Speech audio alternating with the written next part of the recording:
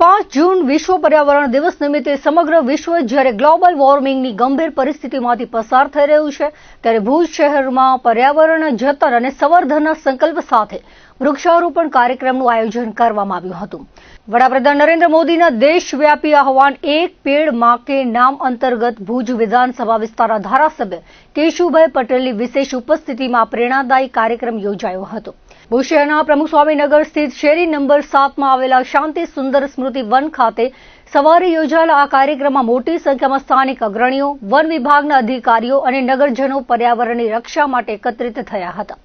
ભુજ શહેર ભારતીય જનતા પાર્ટી અને સામાજિક વનીકરણ વિભાગ ભુજ રેન્જના સંયુક્ત ઉપક્રમે યોજાયેલા આ કાર્યક્રમમાં ઉપસ્થિત મહાનુભાવોના હસ્તે સ્મૃતિવન પરિસરમાં વૃક્ષારોપણ કરીને વાવવામાં આવેલા છોડના ઉછેર અને જતનની સામૂહિક જવાબદારી સ્વીકારવામાં આવી હતી। આ પ્રસંગે મુખ્ય અતિથિ અને ભુજના ધારાસભ્ય કેશુભાઈ પટેલે લોકોને પર્યાવરણનું જતન કરવા અને પૃથ્વીને હરિયાળી બનાવવા માટે વધુને વધુ વૃક્ષો વાવવાનું આહ્વાન કર્યું હતું। વર્તમાન સમયમાં ઝડપથી વધી રહેલા ઔદ્યોગિકરણ અને શહેરીકરણના કારણે જંગલો સતત ઓછા થઈ રહ્યા છે, જેના સીધા પરિણામ સ્વરૂપે આજે આપણે સૌ ગ્લોબલ વોર્મિંગ અને ક્લાઇમેટ ચેન્જની ભયાનક અસરોનો સામનો કરી રહ્યા છીએ। આ વૈશ્વિક કટોકટીમાંથી બહાર આવવા માટે દેશના વડાપ્રધાન નરેન્દ્ર મોદીએ વર્ષ 2014થી જ સ્વચ્છતા હેરિટેજ સ્થળોનું સંરક્ષણ અને પ્લાસ્ટિક મુક્તિ જેવા અનેક રચનાત્મક કાર્યક્રમોની મુહિમ ઉપાડી છે। વડાપ્રધાને દેશવાસીઓને પર્યાવરણ સાથે લાગણીથી જોડવા માટે પોતાની માતાના નામે ઓછામાં ઓછું એક વૃક્ષ વાવવા અને તેનો ઉછેર કરવા વિનંતી કરી છે, જે દિશામાં આપણે સૌએ સાર્થક કદમ ઉઠાવવા પડશે।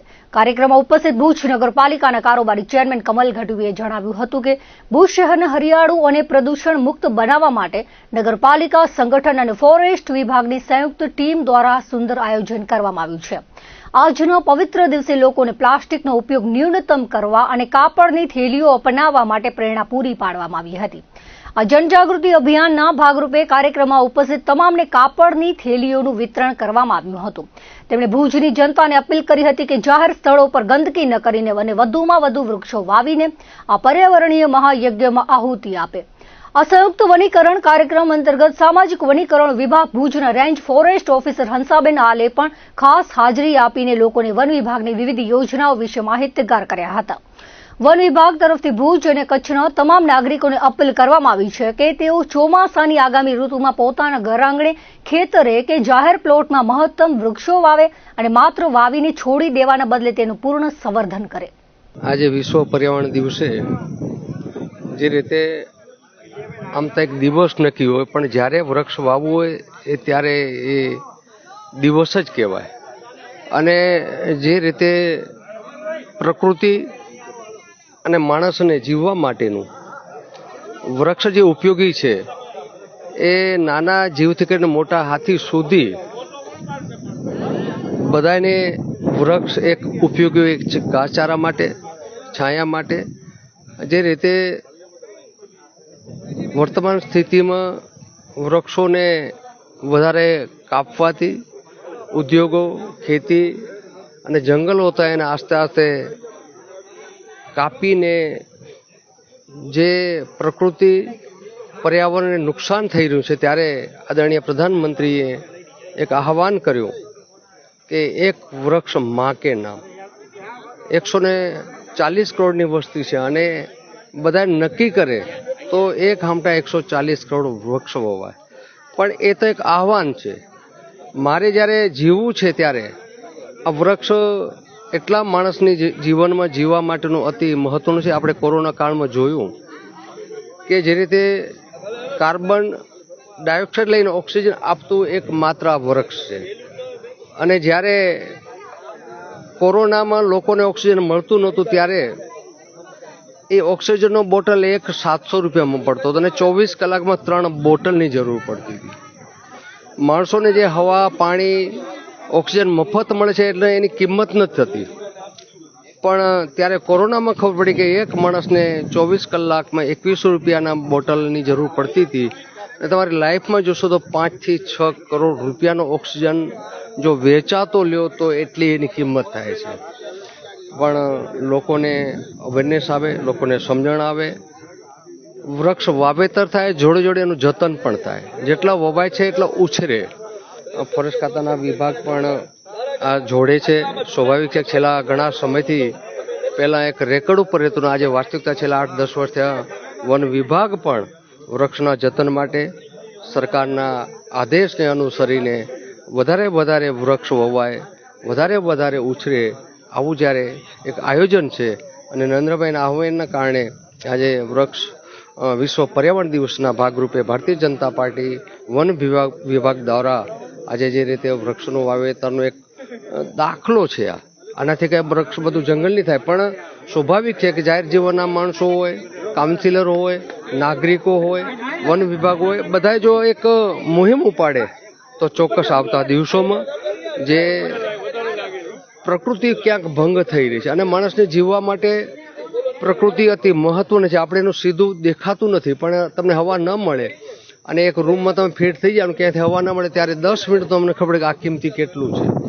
તો આપણે સૌ સાથે મળી તમારા માધ્યમ દ્વારા આ વિશ્વ પર્યાવરણ દિવસ પૂરતું જ નહીં, પણ કાયમ વિશ્વ પર્યાવરણ દિવસ માની અને 360 દિવસ વૃક્ષનું જ્યારે વાવો ત્યારે વાવી શકાય, જ્યાં વાવો ત્યાં વાવી શકાય. હું વિનંતી કરીશ કે પોતાના મકાન આગળ પણ જો એ વૃક્ષ વાવશે તો એનાથી છાંયડો મળશે. જે રીતે તાપમાન વધી રહ્યું છે, તાપમાનમાં જો વૃક્ષ હશે તો કાંઈક તાપમાન પણ રાહત મળશે. ઘણી વખતે હું જોતો ગાડી આગળ મેં વૃક્ષ વાવ્યું, મારા 3-4 માલિકોએ નથી વાવ્યું, મારી ગાડી મેં નથી વાવ્યું તો હું ત્યાં મૂક્યો, કોઈક વાવ્યું છે ત્યાં, પણ મેં જેને વાવ્યું છે એ તો રહી જ જાય. એટલે મને જો ગાડી મારે છાંયે રાખવી હોય તો મારા ઘર આગળ મારે વૃક્ષ વાવવું જોઈએ. અને વૃક્ષ પણ એવા વાવવો જોઈએ કે જે રીતે પશુ પક્ષીઓ આજે પ્રકૃતિ જ્યારે નાશ થઈ રહી છે ત્યારે કીડીથી કરીને હાથી સુધીનું ક્યાંક પ્રકૃતિને બેલેન્સ કરવા માટે ક્યાંક એનું ઇન્વોલ્વમેન્ટ હોય છે. તો આ બધા જીવને જીવતા રાખવા માટે જે જંગલમાં હતા પશુઓને, આ પક્ષીઓને એને ખોરાક પણ મળતો અને એ ખોરાકમાં જોડે પાણી પણ હતું. આજે મને પીલુંની વાત કરી તો પીલું એટલું રસદાર હોય છે, તો પાણી અને ખોરાક બેનો અર્થ સારે છે.